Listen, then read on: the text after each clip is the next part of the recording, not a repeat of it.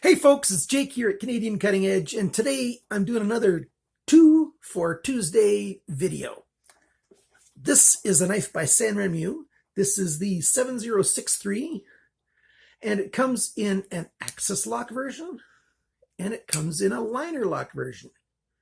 If you don't look at the locks, they are identical in every other way than the locks. I even got the same color. In fact, the 7063 is a really special knife to me because this one, the axis lock version in orange, is the very first video that I did for this channel a year and a half ago.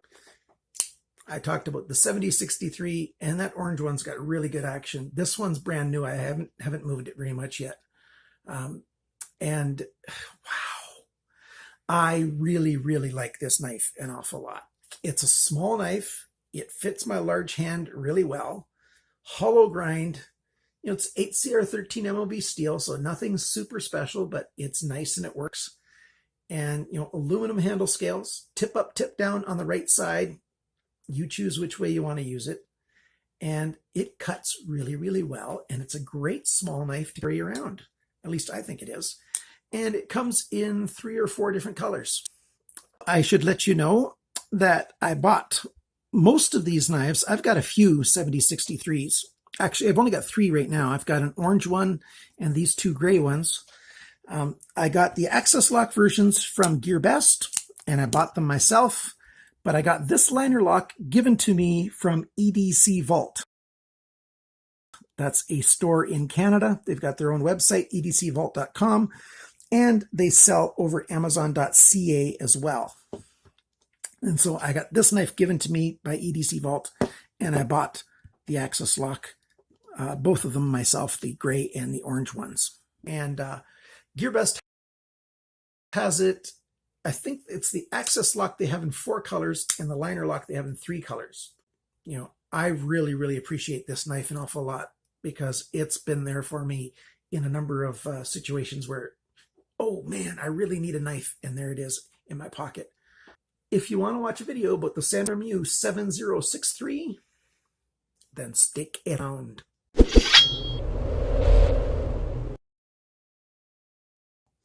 This knife is very comfortable in just about any grip you can do. You can grab your fingers around it and, like that is a really good grip, backhand, fist grip, this kind of grip, this grip. I don't know what all the names are for grips, a pinch grip. It's a very versatile knife that feels really good in the hand, and you can use it so many different ways. We've got 8CR13 MOB steel, drop point, swedge, hollow grind, big belly, 1.5 inches, 1.75 inches of a flat grind right there. Effectively a really good sharpness choil there. Jimping on the blade here, jimping on the handle scales right there, and on the belly of the handle as well right there. The liner lock has got jimping on the release bar right there that you can see. Very easy to actuate. You've got a nice long stretch. So left hand, it's very easy to deploy the blade and return it. Not a problem. And of course, right hand as well. You can flick it if you really want to. I should have been doing that. It flicks very, very well.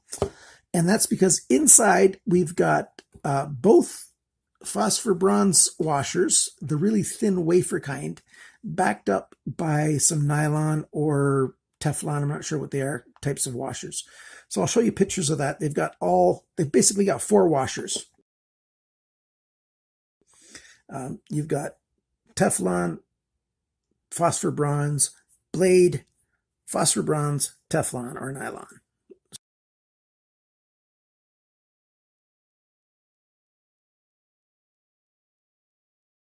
So that's how they've constructed these. The axis lock version, it locks up over the blade quite well. You can see the wear point right there.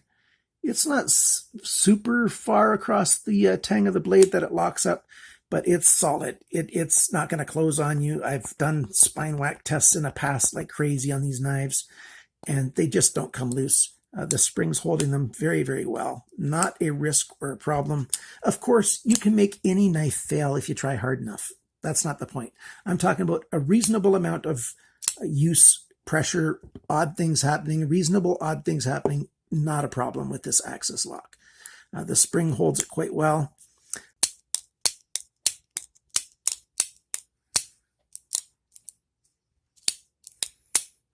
And then you've got the handle scales. These are aluminum.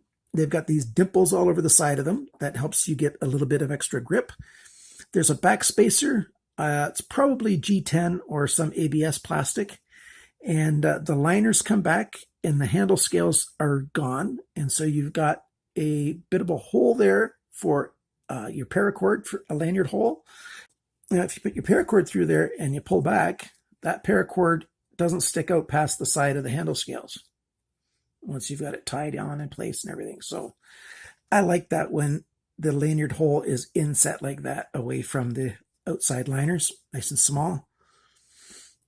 It's not a very heavy knife. I'll talk about the specs on those sizes and weight a little bit later on. The thumb studs look nice. They're very well put on there.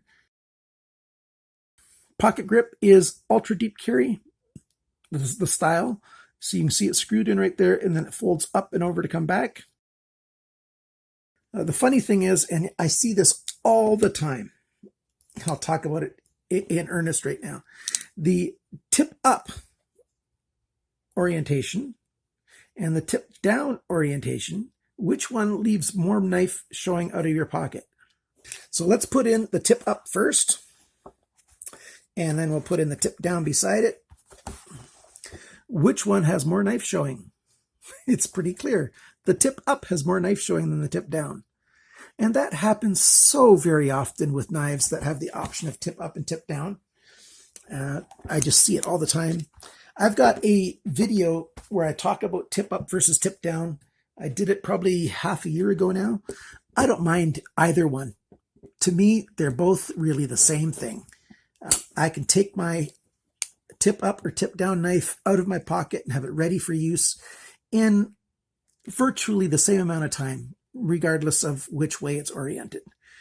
It's not that big a deal to have to turn the knife around in your hand and get it facing the right way.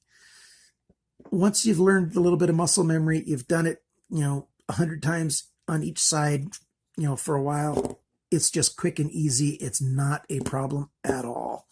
And so sometimes I choose to do it in the tip down orientation because there's less knife to see in my pocket. Sometimes I like to do tip up, and just because. There's a big advantage of tip down, being that it's going to be very hard for the knife to open up in your pants and for you to get cut with that blade. You've got Torx screws everywhere, so it's not proprietary that way. That's a really good thing. And the axis lock, there's no blade play. Blade centering is really good.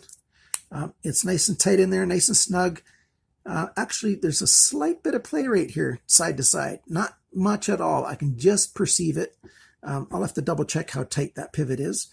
If the pivot screw was loose, I'll put a note to that effect on the screen right here. Again, blade centering when it's closed is good. Lockup is very good for a new knife. Lots of room to wear across further over time.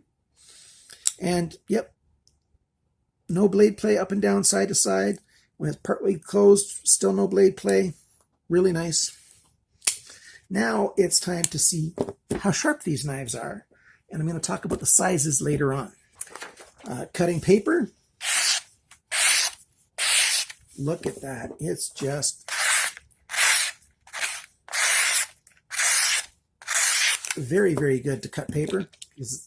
The knife is just awesome for that. Let's cut some paracord. I've got 4 layers of paracord there. And watch this. It just zips through like nobody's even paying attention.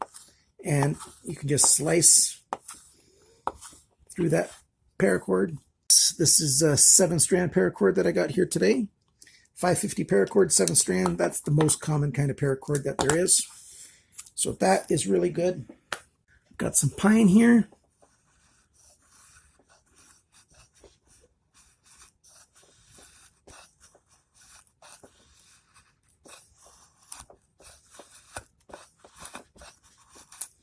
and it cuts wood very, very well. The blade shape is excellent for that.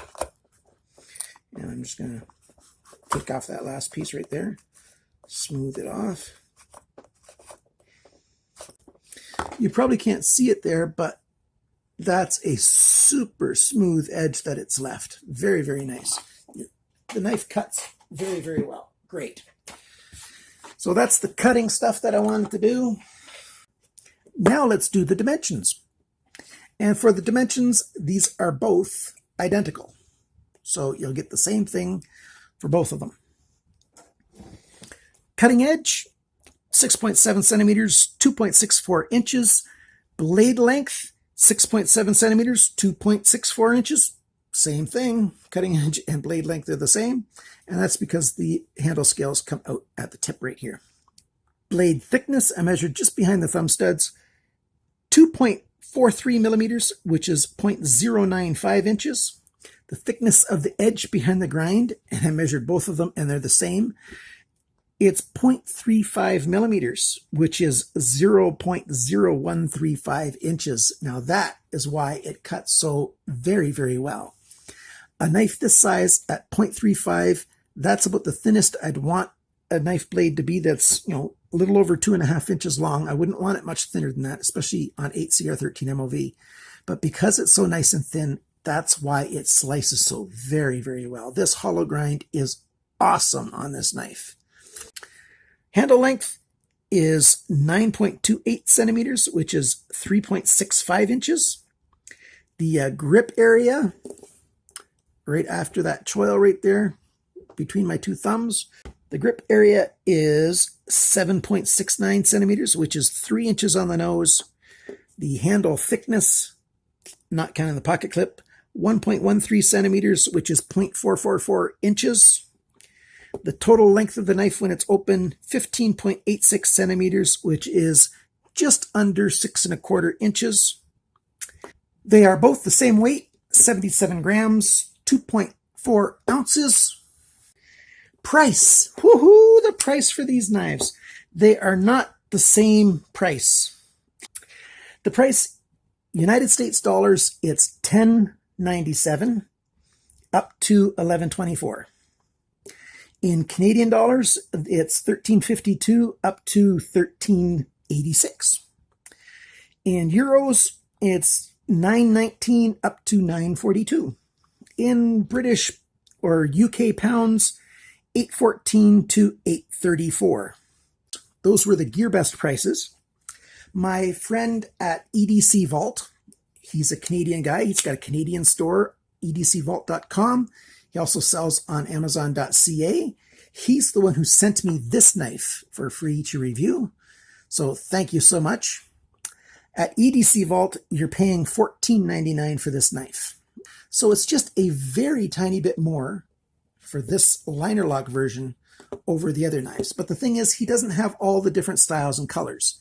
He's got the gray liner lock for $14.99. So if this is the knife you want, I would probably recommend that you get it from EDC Vault. Well, not probably. I do recommend that you get it from EDC Vault. 15 Canadian pesos, and you don't have to wait 3, 4, 5 weeks. CBSA is really slowing down packages these days. I don't always blame the Chinese postal system for how slow these go. I think the Canadian postal system has a role to play, and not really Canada Post's fault as much as it is CBSA's fault. That just is what it is. So you got your chance of getting this either at GearBest. If you use my links, I get a tiny commission. You can buy it at EDC Vault. I don't get any commission from him, but since he likes to support this channel, I would be very happy and honored if you would support his store. Let's do our final summation of what we have here. Pros and cons. I like the pocket clip. It's a really good style. I like that you've got the choice of tip up, tip down. Too bad you don't have left side though. That's not the greatest thing. This is a bottle opener design. I didn't show you that before, did I? Check it out right there. This curved in part is designed to hit that big stop pin, and it does have a nice thick stop pin. Anyhow, when the blade is closed, that's a bottle opener. You put it in there, pretend my nail is the bottle cap, You get underneath it with that, and your drink is open. So a knife that has a built-in bottle opener without looking gaudy or silly or whatever. It's just right there. So that's a cool thing. Great big stop pin. I like that. I like all the different colors that it comes in. That's great. I like that you've got a choice between an access lock or a liner lock. By the way, 7063A blah, blah, blah is the access lock. 7063L blah, blah, blah is the liner lock. AL access liner. Really cool. Easy to tell. It is skeletonized a bit. I'll show you a picture of the inside right now. It's small enough to be legal where you have to have a knife that's under 3 inches. What is that? 7.6 centimeters, something like that. So it's legal in most of the world, unless you're restricted to having slip joints instead of locked knives. That's, these are both locking knives. The jimping is helpful on here. The jimping looks good and actually is functional. It works good. The dimples on the side are functional, gives you better grip. That's a good thing. What don't I like? Well, not that I don't like it, but boy, I'd be tickled if they would also make a frame lock version. Wouldn't that be great? Access lock, liner lock, frame lock versions. That'd be great. They could still make it aluminum handle scales, just have a steel lock bar insert. Be great. This does come in a larger version as well. That's not a negative either. It comes in a big one called 9063, but it's almost impossible to find the Sanrenmu 9063. But you can get it from Real Steel, and Real Steel as well doesn't make it anymore, so it's not in stock everywhere. But you can check out the Real Steel 7111 or the Real Steel E963. That's almost like the 7063, 963. So the E963 or the 7111 by Real Steel, and you can get this knife in a larger version. It's going to be over 3 inches. I had one of the larger ones. I've already sold it on, so I don't have it here to show it to you. But you can get a big blade. I'll show you. I'll write down the size of the blade right here for the larger version. And you can get the larger version if you're in Canada from Blades Canada, which is also Warriors and Wonders, for only $37.99 or $39.99, depending on what color you want. So that's again in Canada at Blades Canada, Warriors and Wonders.